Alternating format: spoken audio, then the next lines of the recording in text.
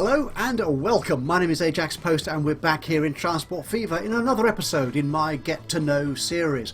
We've moved on a good few years, so there's a few things I wanted to show off which required me to be a little bit further advanced in terms of technology within the game. So we've done that.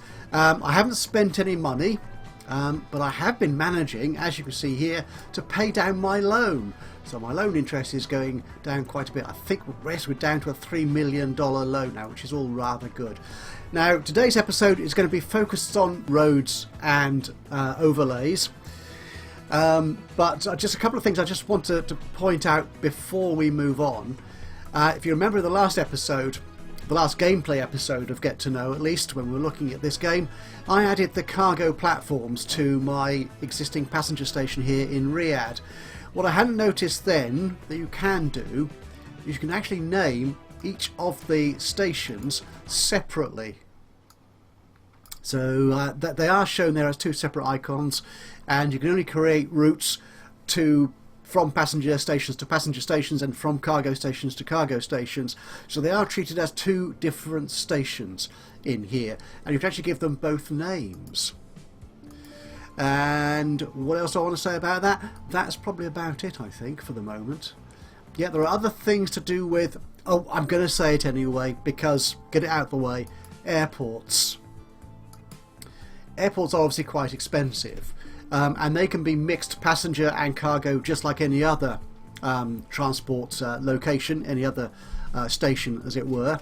But they do have to be defined in the first place as a passenger or a cargo airport, and you can then add the option to them to take the other type of freight. But the interesting thing about the airports here in Transport Fever 2 is you can build them without hangars. So if you've got a sort of central hub airport to start with, that needs hangars, that needs passengers, it might need cargo as well. That's great. You can put that down. But all the sort of secondary airports, they can just have a cargo terminal. They can just have a passenger terminal, and that's it. They need nothing else.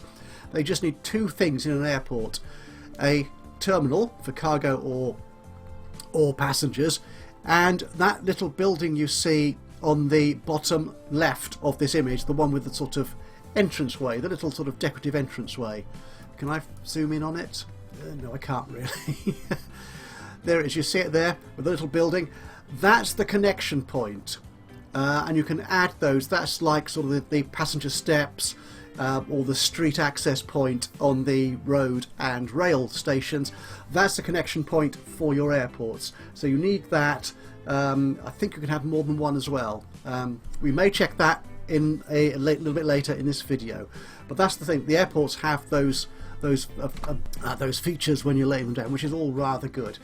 Okay, so following questions on the previous videos and also from comments I've received via the Steam forums and so on, I thought it'd be interesting to look more in detail at the destinations for passengers, because that is something I've touched on in different detail in previous videos, but I thought it'd be worth just putting it all together here in one place so you can see what we're talking about. So let's just pause the game briefly while we're looking at this so it doesn't get too carried away.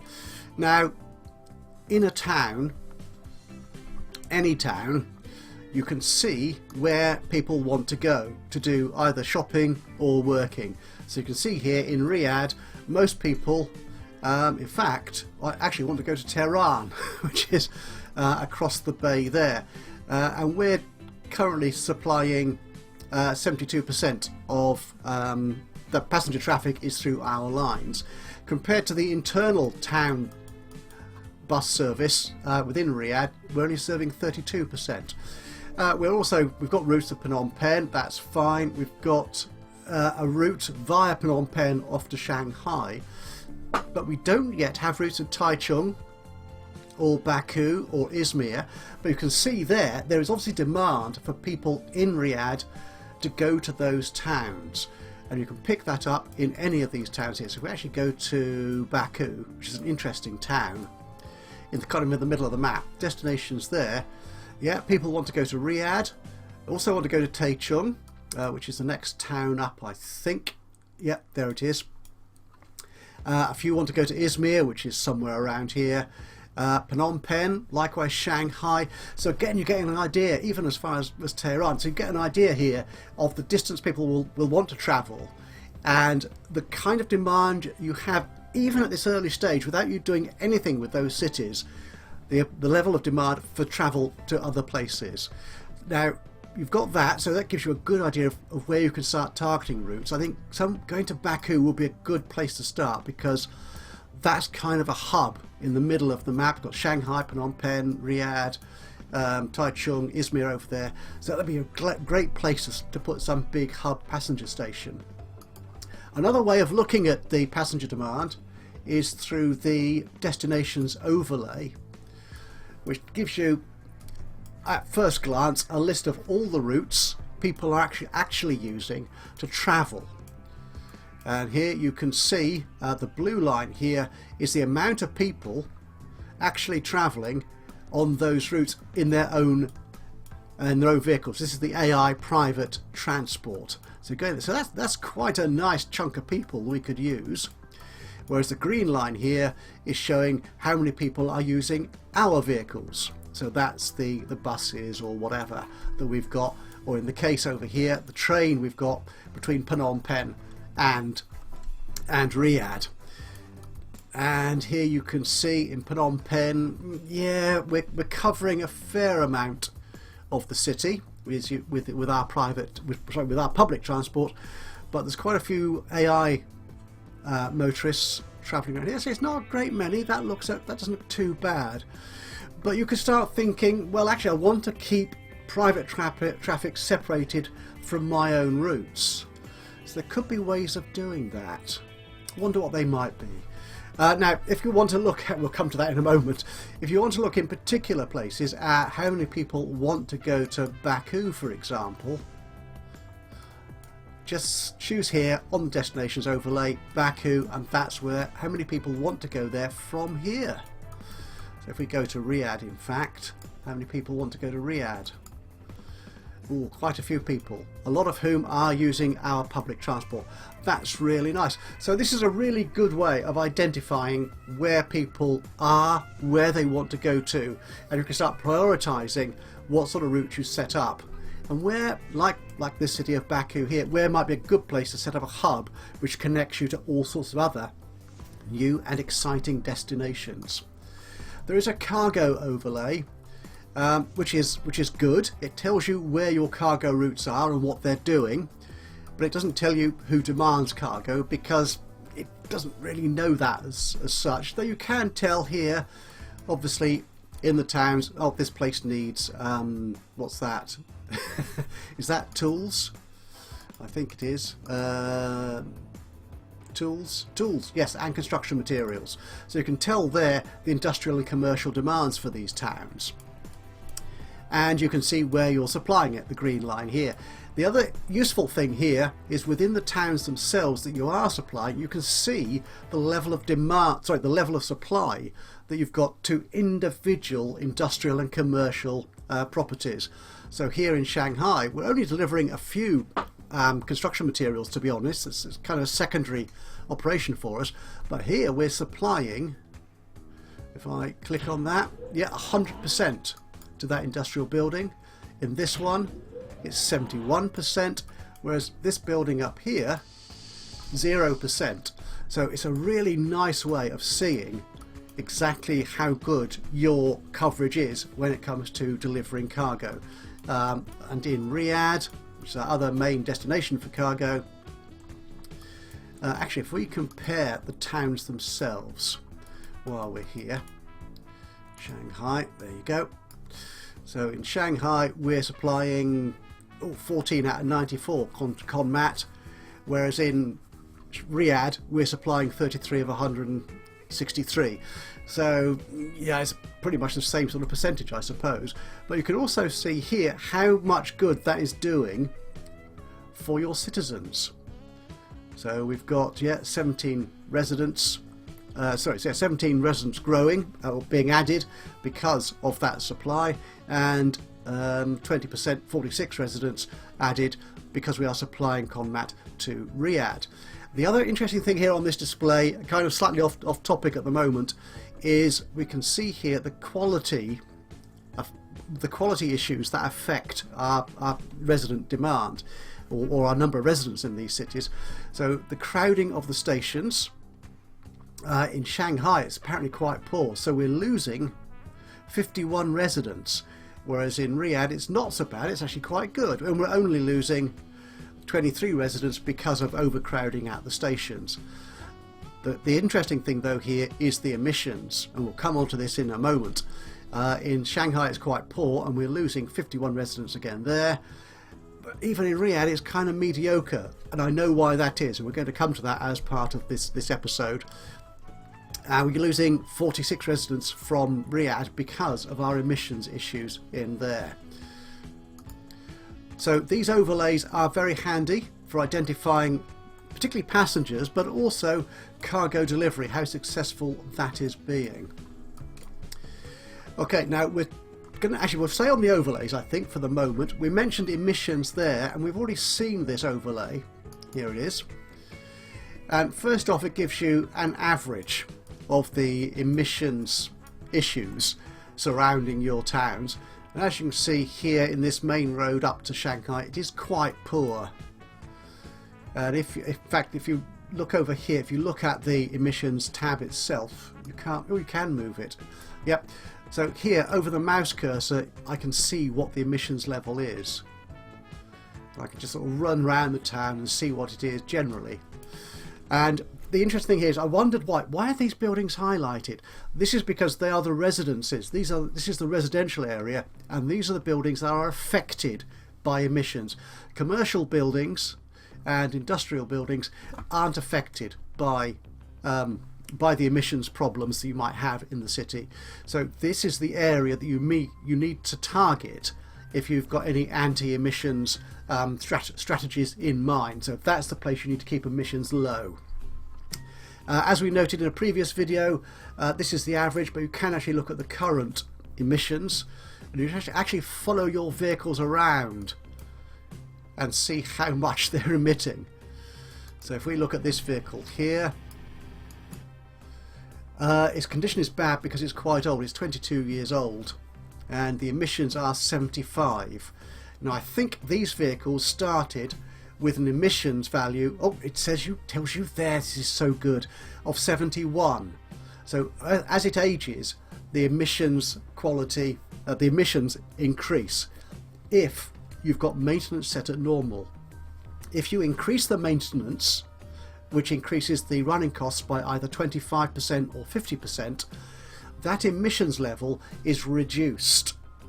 And we'll see that, in fact, when we look at some other vehicles in a moment.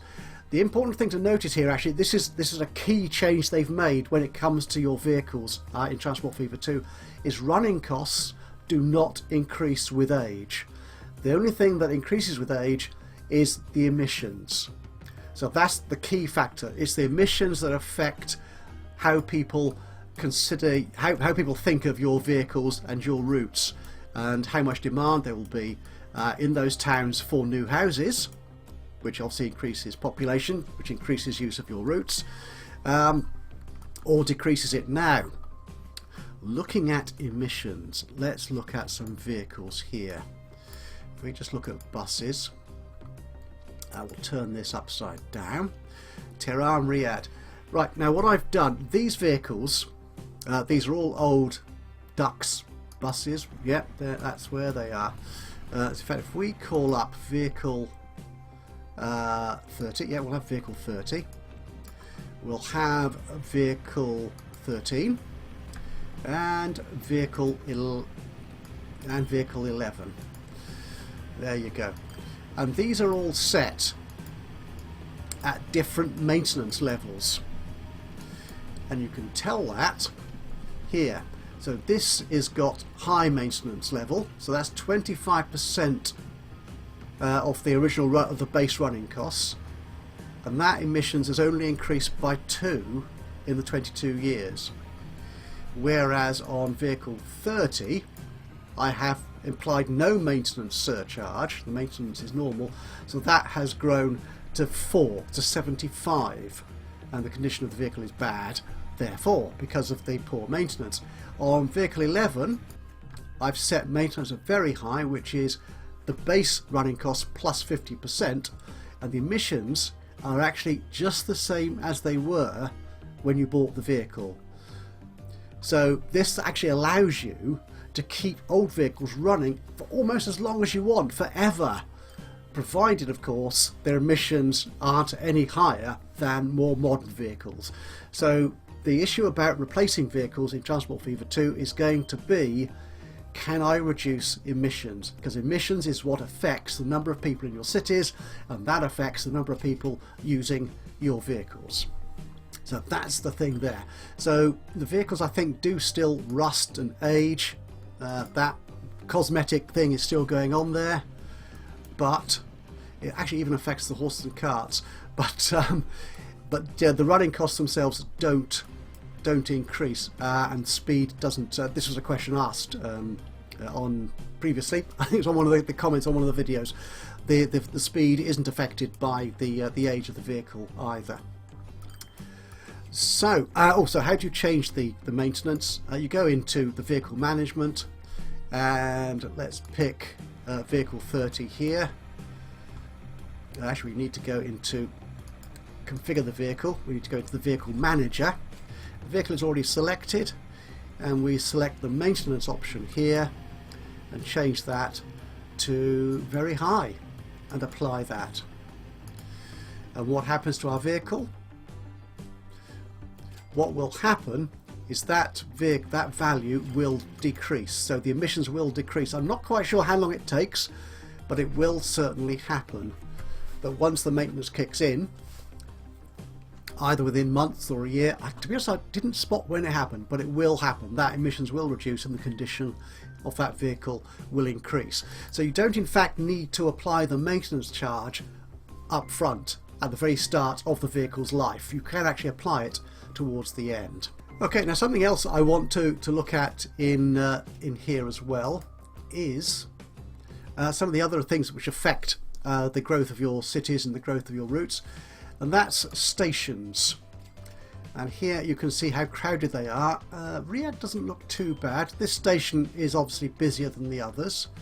I think Phnom Penh does have an issue. This station is very busy indeed. You could move stations elsewhere. You could separate out your vehicles, or provide some more accurate. Because the one thing you can do is supply better, faster, and larger capacity vehicles to deal with that issue. I think that's the only one we've got with really bad crowding. Shanghai has got a similar issue up there. So again, it's a matter of supplying better vehicles to deal with the overcrowding. So faster, higher capacity should deal with that. Oh, before I forget, no, we do need to actually look back again at it's not the track speed, the destinations one. There's one cute little thing that I forgot to mention on this. I had to apologise for flipping about, as it were, in this video.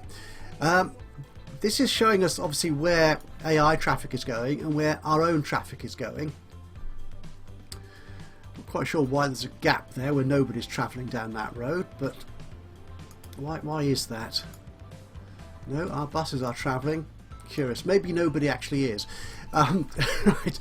It shows us here that this is AI traffic. Sorry, this is my traffic, the green line, and the sort of bluey purpley line is the AI traffic.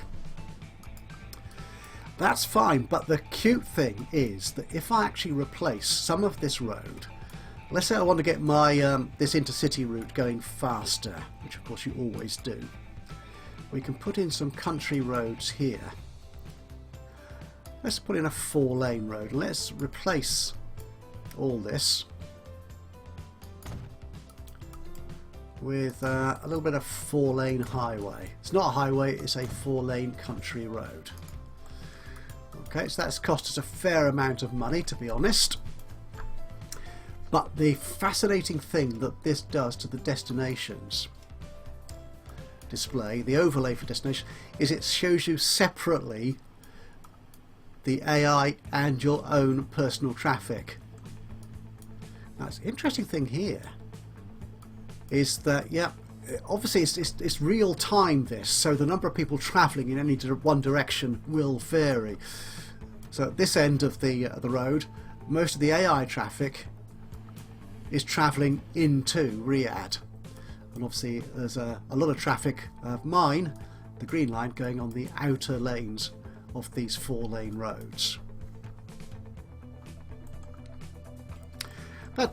That's just fun to see, to be honest. There's not that's, so you can see there where the conflict might be, perhaps, between your traffic and the AI. Well, one interesting thing is when you add 4-lane highways or 4-lane roads anywhere, you automatically get traffic lights, and they do actually work. I'm not sure I've got any junctions busy enough along here that will show that, but traffic and people do actually stop at the traffic lights. Is that... oh, it is. Yeah, that's a passenger light in there. Now, talking of passenger lights and other road features, let's take a look at not the stations, the street traffic, which is showing us where there's congestion. And we've also got these other symbols on here, and we'll come to those in a moment. So for some reason it does appear to be congestion here. Oh, excellent, that's what I wanted to see. Right. Multiple vehicles are exhausted. This is one of the reasons why I ran this game on for so long. So apologies, but I'm just going to finish with I'm going to stop the overlays for a second and just get into multiple vehicles are exhausted. That's the warning you get when a vehicle reaches the end of its lifetime. So it will give you either one vehicle that's exhausted or multiple. And if it's one, obviously you can just click on the image of the vehicle that it's showing off, and you can pick that one up in here. So it's going to be these. Lifetime reached on all these. And yeah, so what you can do then obviously is just go into the vehicle manager and replace that. Just configure the vehicle and either replace it, or if you think you want to keep it running but keep the emissions down, just change the maintenance on it. So it's a matter of those things you can do. And we've saw vehicle replacement in the previous episode as well. But yeah, I just wanted to check. The only indication you get when a vehicle has reached a certain age is that warning. At the end of its actual lifetime, you get the exhausted vehicle message.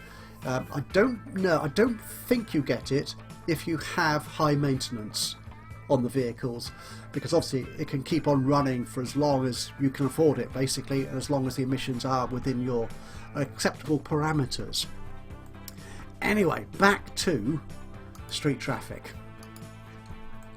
So we've got an issue here which is concerning me. We've obviously got a lot of traffic on here. This is a junction. I'd like to deal with that junction, because that is a route that my vehicles are taking.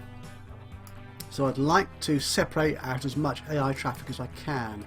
So what I'm thinking is if I build in a new piece of road, a little bit of urban road here, 2-lane, yeah, that'll do fine. So if I take you out of there, I can afford this, and put you, or can I squeeze you in there with that one? Let's see if I can squeeze you in there. There you go, that's fine. So let's get traffic running again, and our street. Nope, that's made very little difference. Well, that shows me, doesn't it? But yeah, that's the point of this particular overlay, is it shows you where there's a lot of street traffic going on. Now the other, if I stay on that overlay, the other interesting symbols we've got here are the lock symbols and this traffic light symbol. Now the lock symbol, if we look at that one first, basically means if I go into my accounts here and road, we now start paying maintenance on those roads. And we're paying maintenance because the AI is not going to upgrade them. That's all the lock symbol means. It's a privately owned piece of road. The AI is not going to upgrade it, and you have to then pay maintenance on it, which is great if you sort of set up roads within your town, or if you put country roads out here, your highways and so on. Then the old game Transport Fever, there was an issue where the AI would, if it felt like it, would upgrade all your country roads and start building towns around them. That doesn't happen here. The country road itself does not stop houses being built. In fact, I tried that in here. I replaced this stretch of road here with a country road. Oh, there you are, one vehicle's exhausted, so I can click on that one. It takes me straight there to replace it. Cute. And some of these, I demolished these houses and they were rebuilt. So even if I put a stretch of country road in here and owned it, it would still rebuild those houses.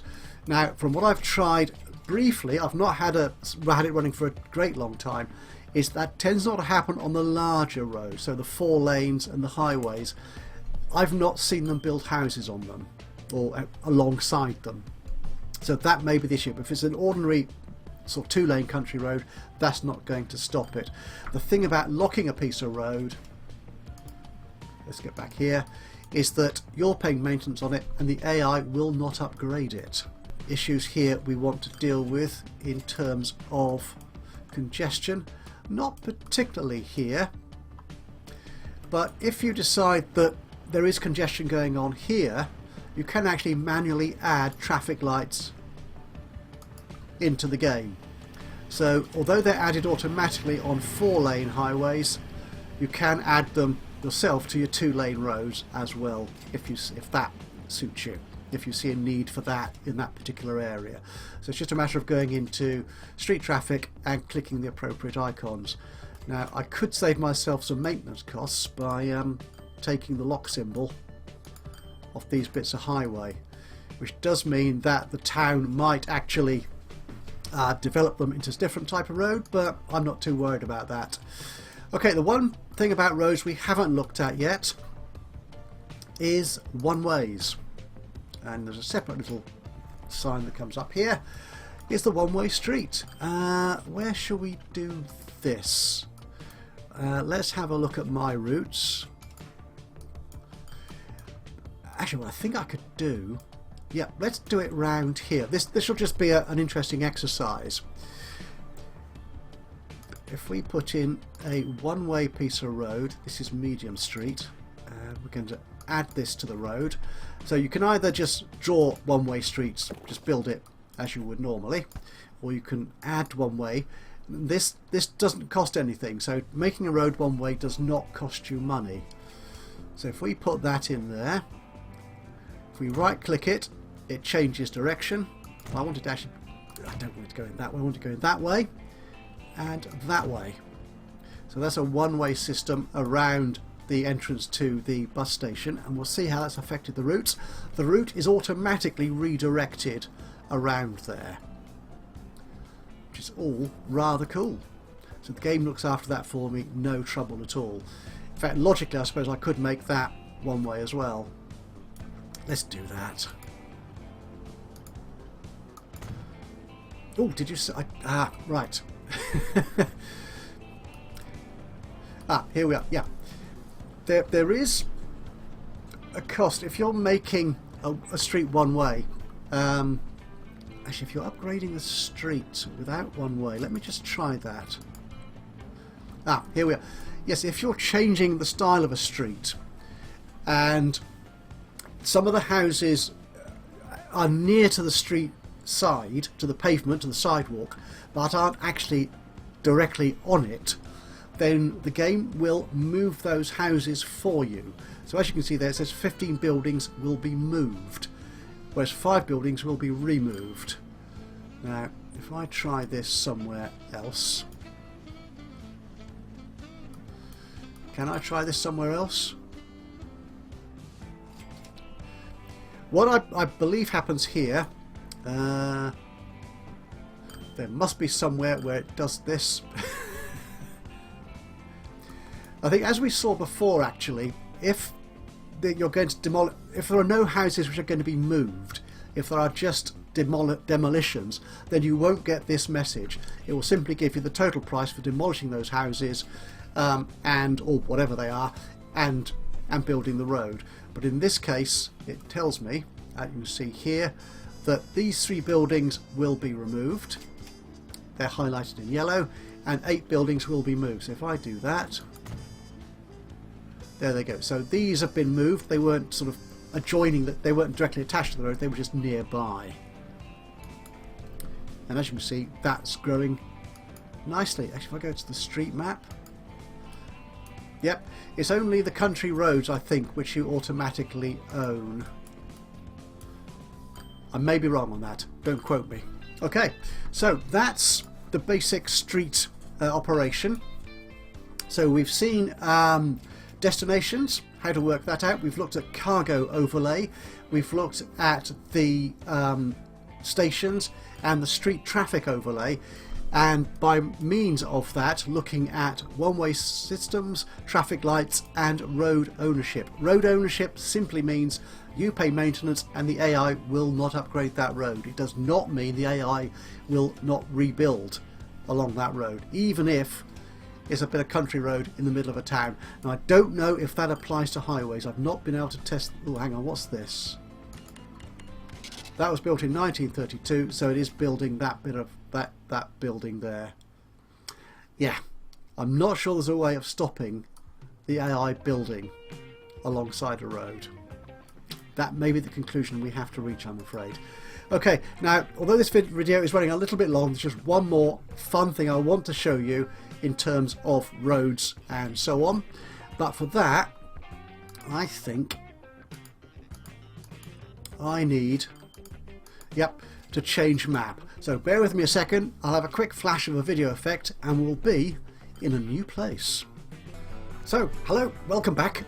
We're in a new map. This is just a dry desert environment I created just to show off this feature. I've given it Spanish names just to be a little bit different. Okay, now this feature arrives at some point between 1950 and 1970. I created a map for 1950 and it wasn't in that. I created this one in 1970, as you can see down there in the bottom right corner, and it suddenly appeared. So I've been wondering where it had got to. If we go into our roads, look at our streets tab, and look at that, roundabouts. And clicking that, we have a choice of 3 template roundabouts we can create. I'm not going to do much with them here. I'm just going to show you that they are here and what options you have for them. So a very simple roundabout, which you might have, say, between 2 towns you might have a roundabout, so traffic could get in and out and travel quite effectively. So we've got a roundabout here. How many lanes do you want on it? You've got a choice of 1 or 2 or even 3 lanes. And you can't change the direction of the arrows by the look of it.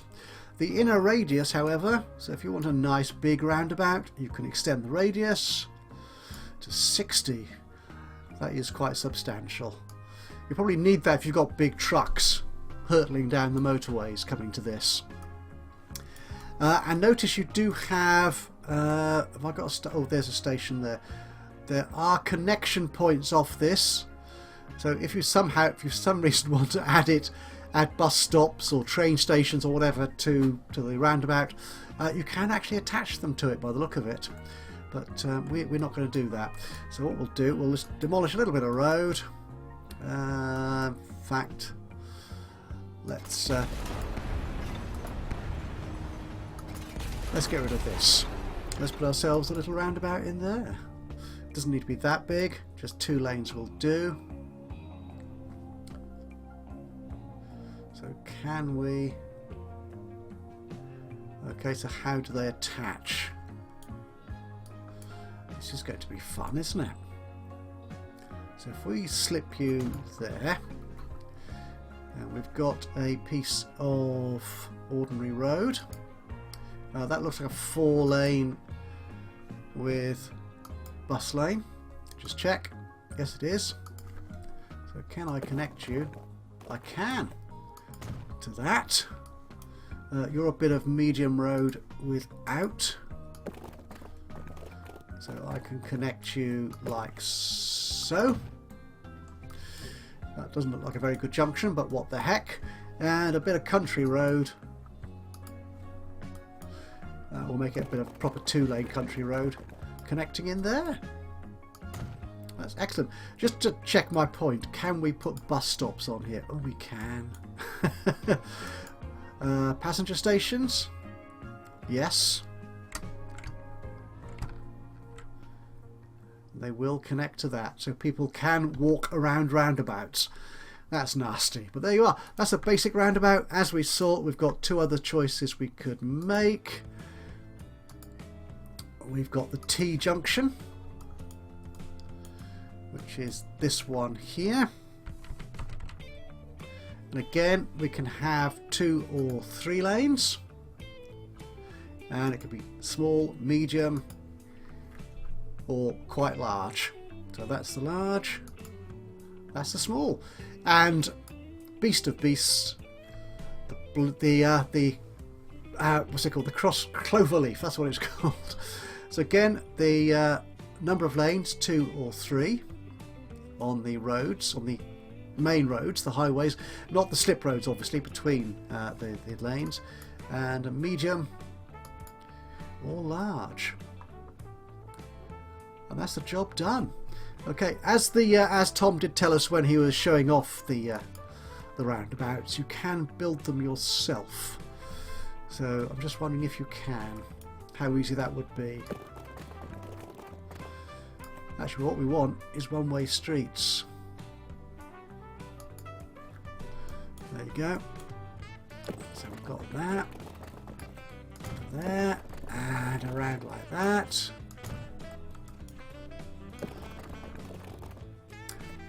Yeah, it's a bit like me trying to draw roundabouts manually in city skylines.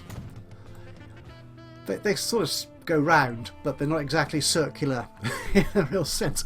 So there you are. Yes, so at least by 1970, possibly a bit earlier, you will have roundabouts that you can add to your road network. And they work very easily, as you can see, and a variety of styles, and I dare say there'll be modded ones too. So we've got that to look forward to. But that's it from me. Thank you very much for joining me today. Hope you've enjoyed this Get to Know episode for Transport Fever 2. If you have, it'd be great to hear from you. A bit of a thumbs up, a like would be much appreciated, but even better, if you've got any thoughts, suggestions, questions, or even criticisms, then please do drop them out into the comments box below. It'd be great to hear from you. Or of course, if you prefer, you can always contact me through Twitter or Instagram. The links are in the description below. And if you've not already subscribed to the channel and you want to see more Transport Fever 2 or indeed any of my other games on the channel, then please do subscribe, and that way you'll know when I upload another one of these or indeed any of my other stuff. But from me, Ajaxpost, here in Transport Fever 2, thank you so much for joining me today. Hope you found this useful, and I will see you again soon. Until then though, bye bye for now.